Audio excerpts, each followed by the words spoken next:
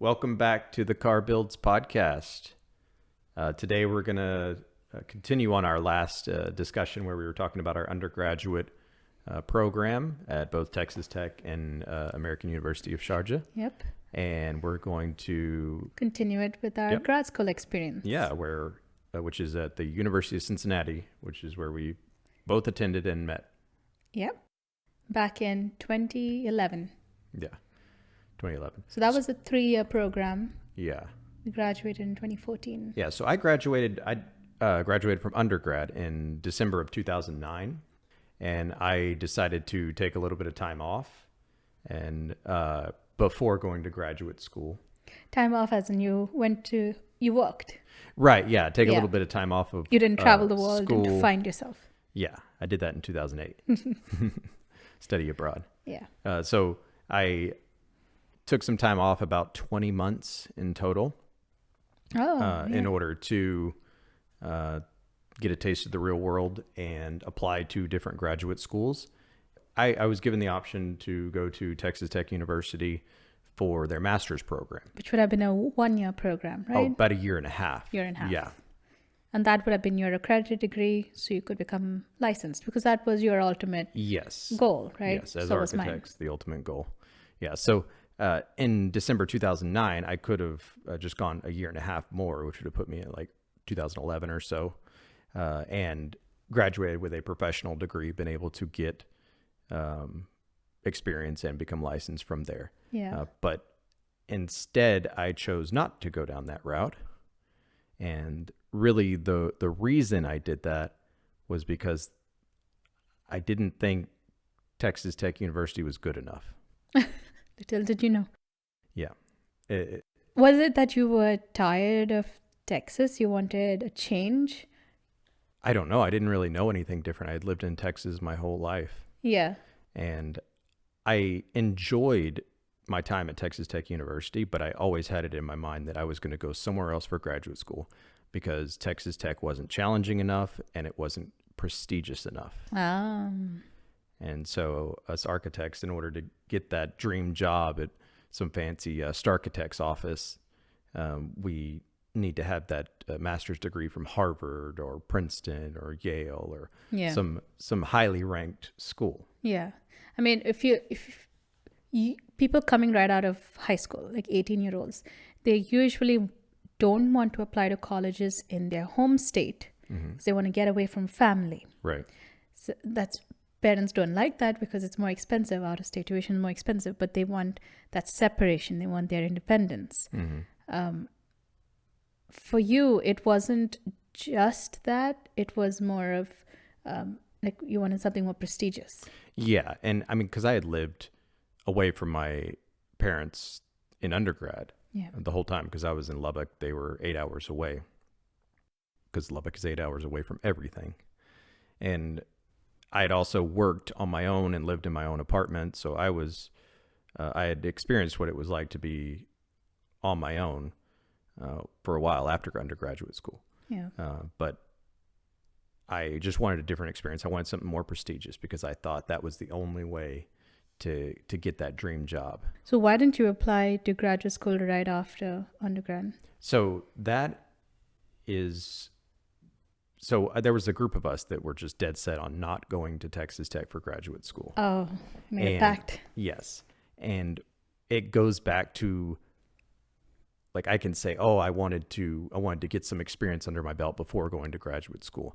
The honest truth is it goes back to us procrastinating so much and worrying so much about the little details that I didn't have my portfolio ready in time to apply, because in order to apply to those prestigious schools, you have to apply like December in order to go to school in the fall of the next year.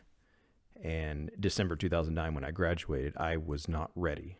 My portfolio was not ready, which is really just an excuse that I was procrastinating too much. Yeah.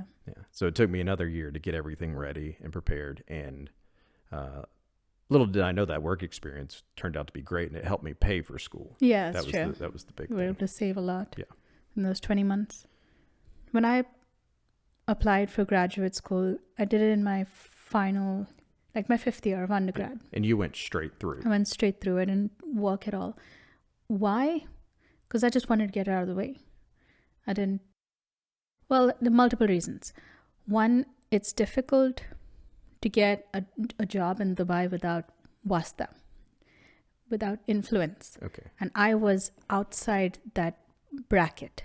Either my family or social status or ethnicity, whatever it was.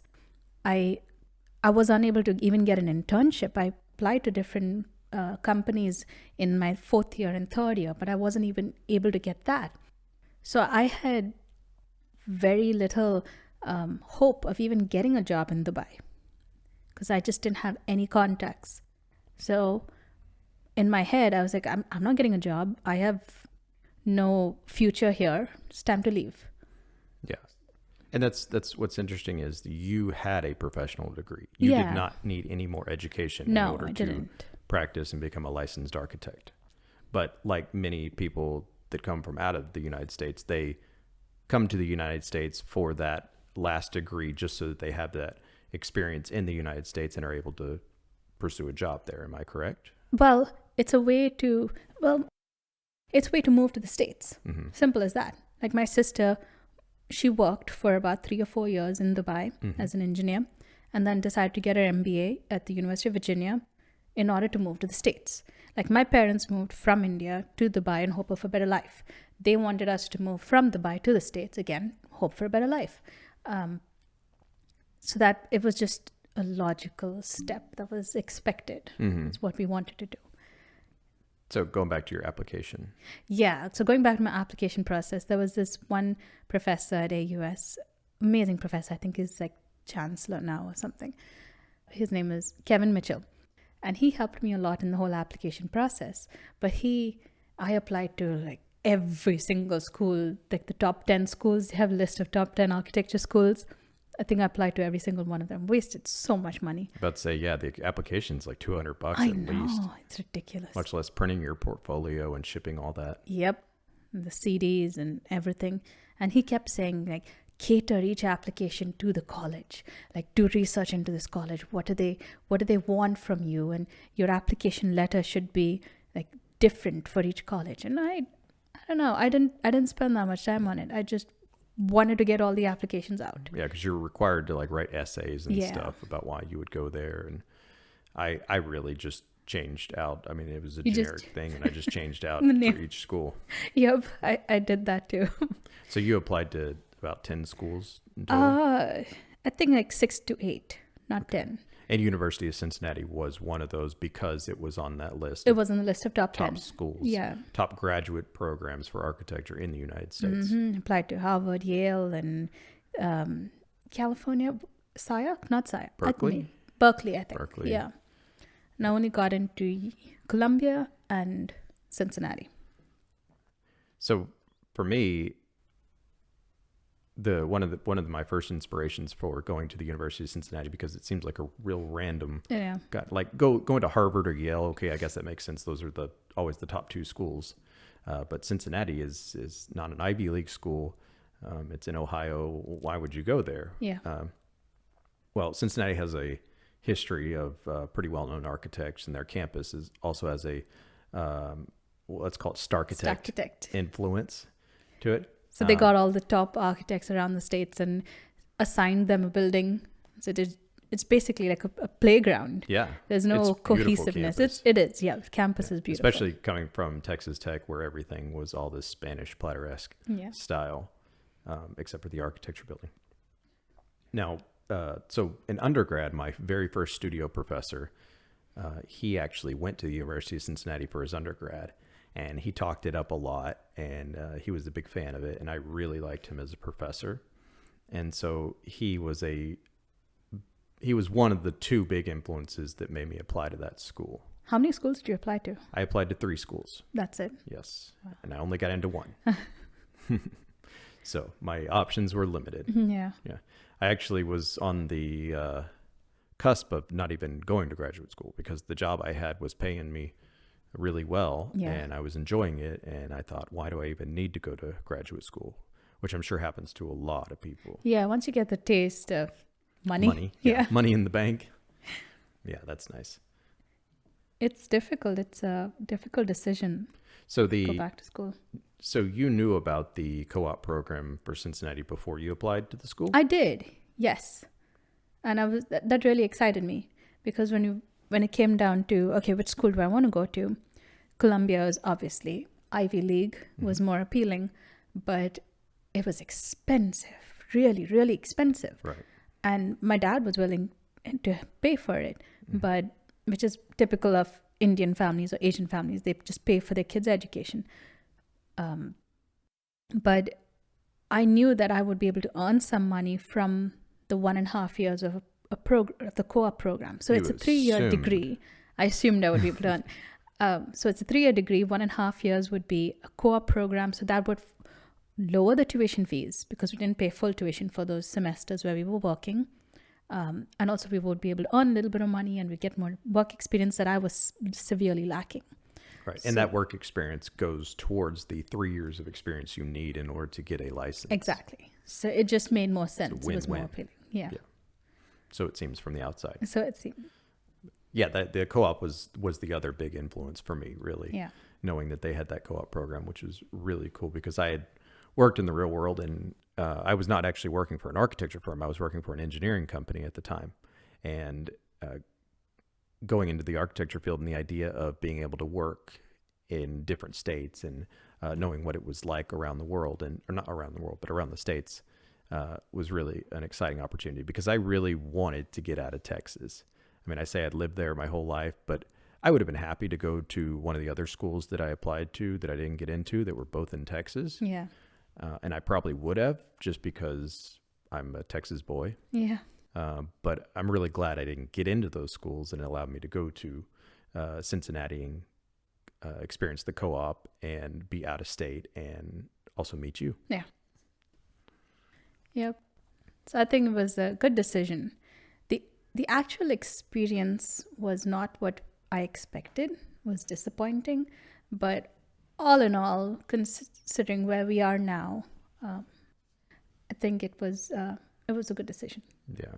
So we were both excited about how UC was top 10 ranked school in. It's dropped off that top 10 list now. Yeah. Shortly after we went there, it started to drop off the list. I wonder why. Wonder if we had something to do with that. I don't. But when we were there, I went there for the open house, which is before the semester started, just to sort of see if that was the school that I wanted to go to. And the dean, McInturf, he kept mentioning that, hey, those rankings really don't mean anything. It has to do so much with the donors. Oh, he said that? Yeah. And so we were all like, oh, okay, well, wow. What's the point? And I mean, the same schools are on the list every year: Harvard, Yale, those kind of schools. Mm-hmm. Yeah. So I didn't attend the orientation or anything. Dubai. Yeah, you were in Dubai, and you just said, okay, that's where I'm going. Don't know what it looks like. Don't know anything about it, but let's do it. Nothing. 2 days after my birthday, I had my bags packed and just left. You packed up 2 suitcases? 2 suitcases and 3 carry-ons. My bags were like well overweight, over the weight limit, but they allowed me to go through, and that was a horrible experience. Should I talk about that? Yeah, absolutely. You hopped on a plane with 2 bags and just said, okay, hope the States is nice. Yep. It was a Qatar Airways flight back then, when Qatar Airways was operating in Dubai. So we had a stopover in Doha, then in DC, and then a smaller plane from DC to Cincinnati.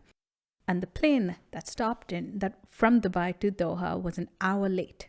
So I missed my connecting flight. From DC to Cincinnati. So I got on the other flight, landed in DC. The other plane had already taken off. They had all my luggage, everything. Everything you owned. Everything I owned. So I had my 3 carry-ons, and I slept in the airport in DC overnight. So the first time I was ever traveling alone. First time in the States. By myself. I had no experience, and I was just sleeping in the airport overnight. And then the next morning I woke up, got on the flight to Cincinnati. So from the time I left Dubai till I landed in Cincinnati was 36 hours. 36 hours. Yeah. And It's so awesome. you had coordinated with a few fellow I students did. to Yeah. get to have a place to live whenever you went to Yeah. So we're at 4 of Cincinnati. us, 2 international students and 2 Americans, 4 girls, we decided to get a place together. One of them coordinated the rent and utilities, all that, set all that up. So I landed in Cincinnati, got on that's the second time I saw snow there was snow on the ground in Cincinnati. Got in a taxi all the way to the place I was going to live at. And fortunately, I'd had a place, so that was good. It wasn't like I got off a plane after 36 hours and didn't know where I was going to Kind of live. like my experience going to LA. Oh, yeah. Yeah. So, but I didn't have anything. I didn't have a bed. I didn't have a dresser or a chair or nothing. 2 suitcases. 2 suitcases. And the first day, my roommate, we were only 2 of us at the time. We're still waiting for the other 2 to come by. So my roommate helped me go and get my ID card. And my face was all puffy and everything because I hadn't slept much in 36 hours. A little bit of jet lag. Yeah, a bit of jet lag. And then that night, I didn't have a pillow or a bed or nothing. I had stolen this Qatar Airways blanket that they give you on the plane. Stolen. Stolen. They give it to you. Okay, fine. They give it to me. I forgot to give it back. Oh, okay. So I had that one blanket and I rolled up some of my, like a towel and some clothing. I used that as a pillow, slept on the ground. That's how I spent the first night. Wow. It was fun. Which was so exciting. Like, brand new country, never been there. First time I was living alone. I had to buy groceries for the first time. I had to learn to cook and everything for the first time. It's just, you don't think of it as, at least in my case, I didn't think of it as, oh my God, what am I doing? Why did I do this? I wasn't scared. I was just excited. There was no regret. No regret whatsoever. It was just exciting. Sure, I'll sleep on the ground, and I don't mind. I don't need a bed or a pillow or anything. So what was your first impression of the town of Cincinnati? Well, people had to teach me what it meant to be to fear others. Like, because I came from Dubai where everything's so safe. Like, I can walk around at 2 a.m. in the morning and nothing is going to happen. It was fine. So I thought I could do the same thing in Cincinnati. But yes, it was run down. So that was weird. Like, old buildings were weird. And it wasn't very well maintained. But there was this other aspect of the area around the campus is not safe. Don't walk alone. Carry mace with you. Like, what's mace? And then, our neighbors, they're smoking weed. What's weed? That's the smell of weed. I don't know what that is. It just smells pungent. I don't know what that is. Oh, so don't go around them. Don't talk to those people. Only walk in this path from your house to the college. Don't walk by yourself when it's late at night. That started to freak me out. Like, because I can imagine.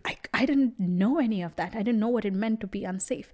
And then on campus, beautiful campus, but there are like telephones for your own safety. So if you ever feel unsafe, you go into this booth and you call up campus security and then come pick you up. So that freaked me out too. Like, why does there need to be calls? I'm sorry, like telephones placed around campus with blue lights that light up at night.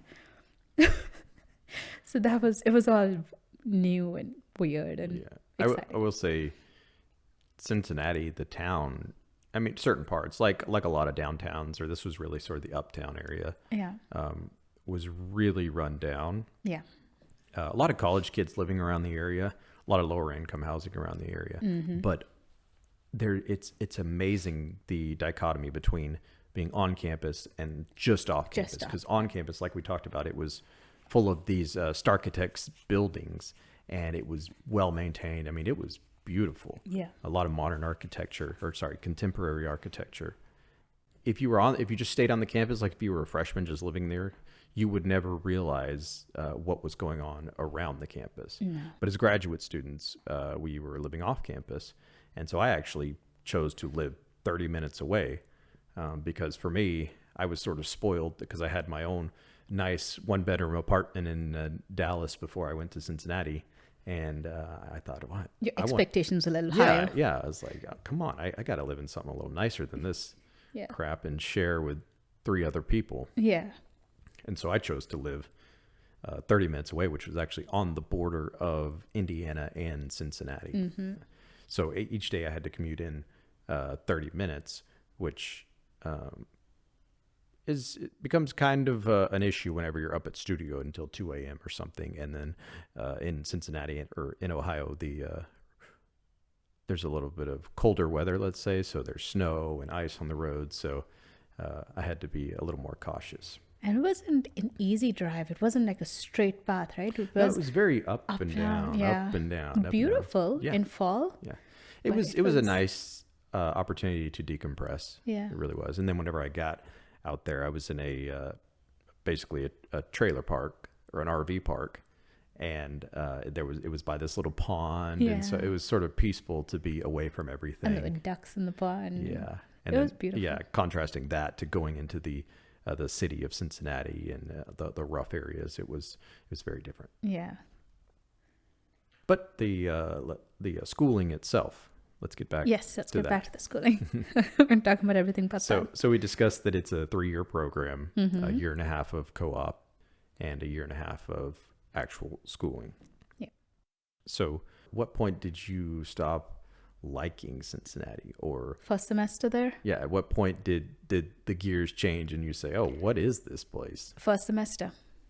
Because like you said, the campus is beautiful, but you walk into that architecture building and it's dirty. It was like the outside of it was dirty. They've reclad it now. Yeah, the architecture building, or it's the design, art, architecture, and planning building was designed by Peter Eisenman, a very well-known architect. Not Sumter? No, Eisenman. Oh, okay. So they had a lawsuit going on when we were there to reclad the building. Yeah, because there were so many leaks. There were so many leaks, and it looked bad on the outside. It was all run down, and the inside was dirty. And then it got even worse. Went to the studio, and they had all the desks were all scratched up, and the desks weren't even the same. I mean, it was all just like makeshift desks that I'd been in there for years, and there were no chairs to be found. Buy your own chairs and bring it there. That was ridiculous. That's when I was disappointed for the first time. Yeah. But I mean, you've made your decision. You're stuck with it. Yeah. So you kind of try to find the best. Yeah. So it was like, okay, fine. It's just 3 months here, and then I get to go on my first co-op. Mm-hmm. That's what I thought of in my first semester there, which is very sad. But even that, I mean, for me, it wasn't just the chairs. Oh man, I hate this school because they don't provide chairs. If they provide chairs, it'd be great. Yeah. It was really, for me, the teaching was lackluster. Mm-hmm. I mean, and maybe that's part of graduate school. I mean, that's my only experience with graduate school, but it's sort of expected that you're just sort of there to do it on your own. Yeah. And I thought I would learn something new. Yeah. But I didn't. And I don't think it's specifically to UC, because I have a friend who went to AUS with me, American University of Sharjah, and then she went to Harvard. And she said the same thing. After 2 years or 3 years at Harvard, their graduate program, she didn't learn anything new that she didn't know graduating from AUS. And that's a shame. Like, you're just there wasting money, wasting time just for the degree. Just to get that prestigious degree. Or just to come to the States. Yeah. Which 90% of the people probably don't even use. Yeah. And it doesn't matter where it comes from if you are using it. Yeah. And that goes back to this whole larger discussion of everyone needs a master's degree. So before, 2 generations ago, everyone needed a high school degree. Right. That was expected. That became the norm. Mm-hmm. Then it was like, okay, instead of just going into your workplace after high school, you're expected to get an undergraduate degree. Now everyone is expected to get a master's degree. Right. That will give you the leg up ahead of everyone else. Yeah. And it's delaying your entry into the workforce. It's just piling on debts. And what's the point of it? If there's actual value, that's good. But I didn't think it really added much value to our professional life, to our personal life.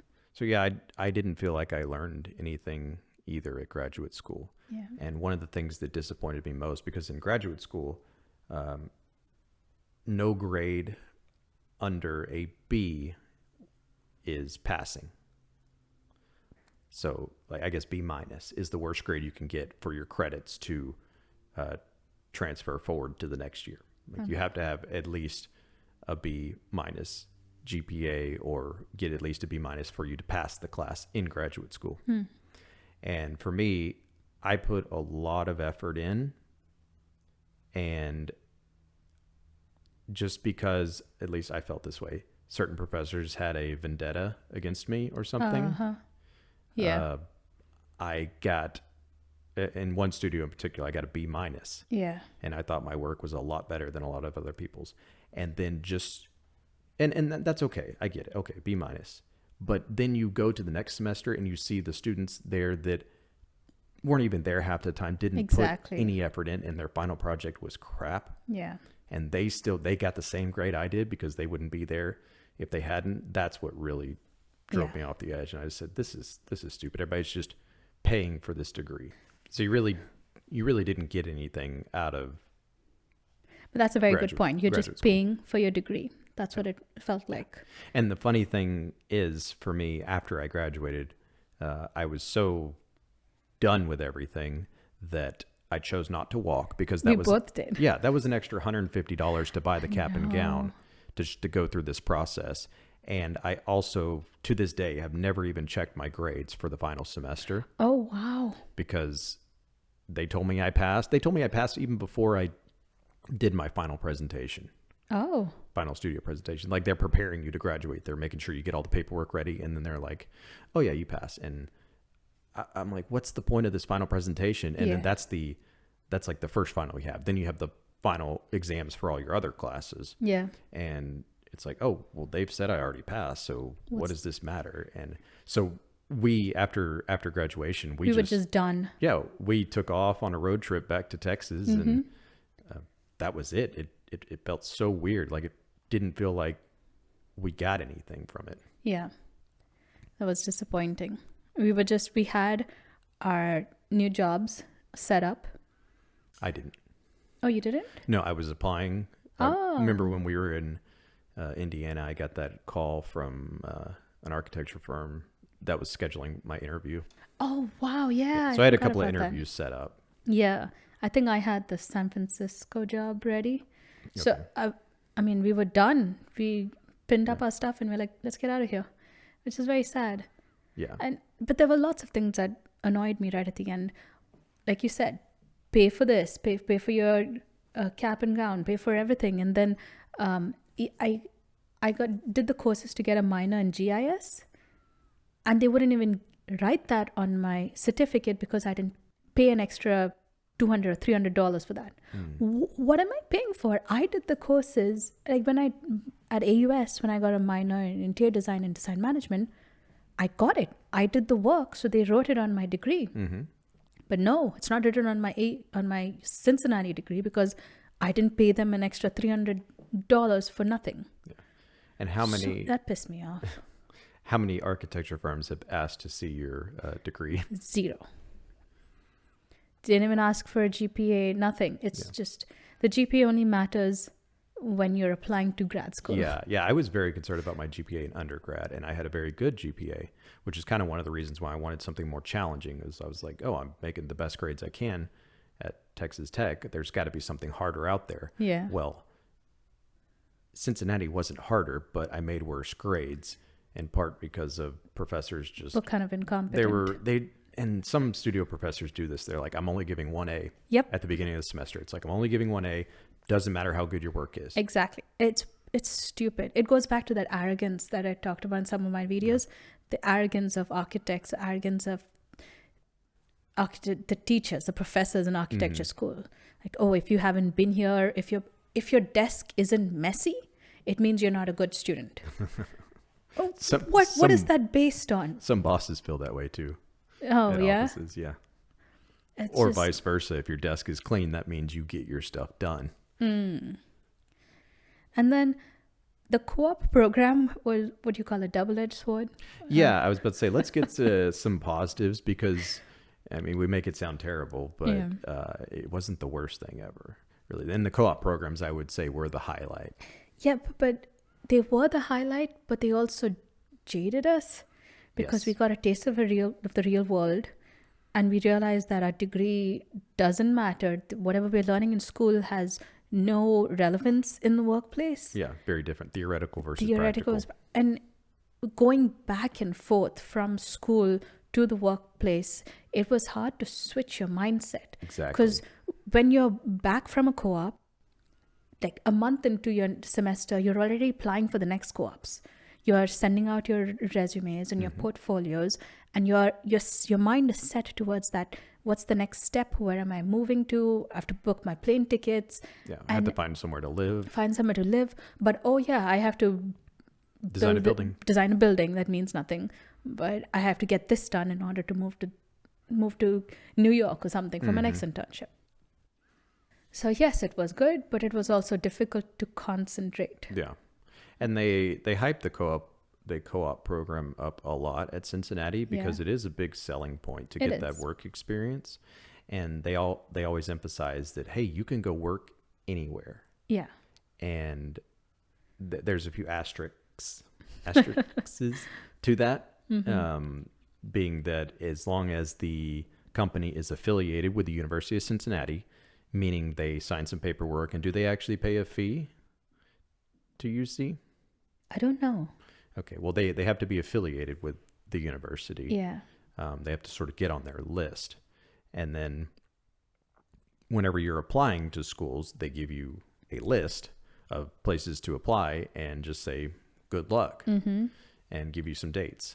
And really, that was kind of frustrating because they hype up this list like, oh, there's so many companies that are associated with UC, and there really weren't. And a lot of them were like 1 or 2 person firms that I would send my application or my resume to and portfolio, and I wouldn't hear back for a month or 2. Yep. And I understand people are busy, but it's like we have to have these things set up because UC is forcing us to have our co-op locked in by this date. And I was oftentimes forced to just pick whatever one offered me a job first because I had to get it done fast enough. It was frustrating. So related to that is how unhelpful the staff was at UC. Yeah, I mean, that's all they did. They gave you the list. Yeah, but even in other aspects, like my sister, she went to University of Virginia, UVA, and international students, they gathered all of them together, walked them through like filing taxes, all the paperwork needed when you do need to apply for an internship, because it's not the same process for an international student. They prepared them for everything. Cincinnati did nothing. Yeah, absolutely nothing. Taxes are kind of a big deal. Yeah, my first internship was in DC, and I was working at this in Georgetown, and they come and drop an envelope at my desk and like, okay, here you go. This is what you need to file taxes. I'm like, what's taxes? I need to do something? Yeah. What do you mean I need to do something? And then I had to and then my second internship was in Dallas, and I had to figure out how to do Cincinnati, Ohio, DC, and Texas taxes. Well, Texas doesn't have state income tax. The federal income tax. So you had to do federal, 3. you had to do Ohio, and you had to do DC. By myself, with no help, no idea what I was doing. Like, I spent hours and filling out every line, because as an international student, you're not eligible for TurboTax. Right. You can't do the online e-filing. No. I have no idea what the other international students did, but my God, that pissed me off. Yeah. I mean, it helped eventually because I knew more about the taxation system than Americans did. Yes, where you are now, it's helped. Yeah, it's helped now. But it's that fear, like, oh my God, if I don't do this right, they'll come after me. Mm-hmm. Hey, I had that fear too, because I've lived in Texas and we don't have state income tax. Yeah. And so going to Ohio, I had an internship in DC as well. I had to file DC and Ohio taxes, and I was like, I've never done state income taxes. I was like, oh, I'm just going to put some zeros. Hope they don't come after me. Yep. And as a student, you feel like, why should I even be paying taxes? Because I'm not making any money. And I guess that goes back to the co-ops and the actual pay. I talked about these small companies. Well, the ones that did get back to you would sometimes say, yeah, we have a spot, but we're not paying. Yep. And the thing is, to be affiliated with the University of Cincinnati's co-op program, you have to pay. Yes. And it's weird that these were affiliated, but they were saying we don't have a paid spot for you. And then there were a lot of them that were a monthly stipend. Yeah. Which came out to around minimum wage. Yeah. And I was fortunate to be able to find one or two that paid enough for me to be able to pay for my living, because the University of Cincinnati does not assist with your living in any way. And you have to pay them for the co-op program. Yes. You have to pay. You're not in college. You're not doing anything, but you still have to pay them. Yeah, you have to pay because you're getting credit for it. And it's about $900 to $1,000 each time you go on co-op.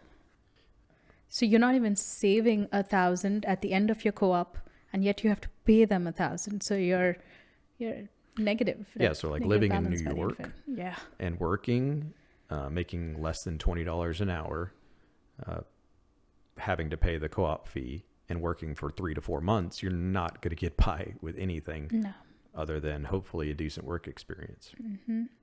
It's not as glamorous as it seems. Yeah.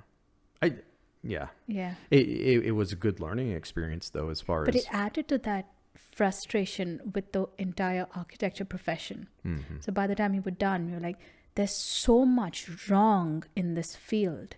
The way people are treated, like you have 8 years of you have an 8-year 2 degrees, 5 and 3, 8 years of your life, and you're earning minimum wage. That just doesn't make sense. Yeah, and I wasn't. I mean, as an intern, you understand that you're not making near as much, but you quickly realize the people you're working with really aren't making that much more. Exactly, and even worse, like when you have siblings, like we do, and my sister was earning almost a 6-figure salary right after getting her MBA. And I was earning half that amount straight out of college. Out of college, yeah. Not as an intern. Even though I was in college for longer than she was. It just, added up. It just kept snowballing. And the mentality, the 24/7 mentality that's in undergrad continues at a lot of architecture firms. I know my first day of work at my internship in New York, I was there from 9 in the morning until midnight that night. And I wasn't the only one. Yeah. The expectations are unreal. Yeah. There's no work-life balance. And if you're in that system, and there's nothing wrong with it. If you like it and you think that's the way to go, fine. But we thought there was something fundamentally wrong with it. And like the people around me who were 40-year-olds or something, who had been in that system for so long, to me, they seemed brainwashed. Like, this is the way to go. This is what you're supposed to do. Mandalorian, this is the way. This is the way. Or in New York, one of the ladies I was working with was like, oh, if you make it in New York, you can make it anywhere. I'm going to work till 12 o'clock because that somehow proves that I can do anything in this world. If I work till midnight in New York. And that's working hard versus working smart. Yeah. And fortunately, after graduate school, we did a lot of working hard, and we found ways to start working smart. Yeah. And it seemed pointless. Yes, which is why we diverged from the typical architecture field or the path that architects take. We'll discuss that in another podcast. The learning from adversity is probably the best experiences I got out of graduate school, because there was a lot of adversity. Yeah. But that helped prepare me for the real world. We learned to fight, I think. Not physically. No. Mentally, and with our profession, we said, we find something wrong, we are going to fight and find a way out of it. And question the norm. Yes. So I'm glad we're on this path that I didn't imagine. Like, thinking back to 2011, straight out of undergrad, coming to the States, I was like, I'm going to get my degree. I'm going to become a professional. I'm going to become a licensed architect before I'm 30. And that's my goal. And Yep. now I'm over 30 and no plans of No becoming plans to do that. licensed. Yeah. But I'm happy with where we are now. So join us in our next podcast as we talk about why we diverted from architecture into the current fields we are in. Yep. And hopefully that'll be a little more positive than this podcast. Yeah. All right. Thanks for listening. Bye. Bye-bye.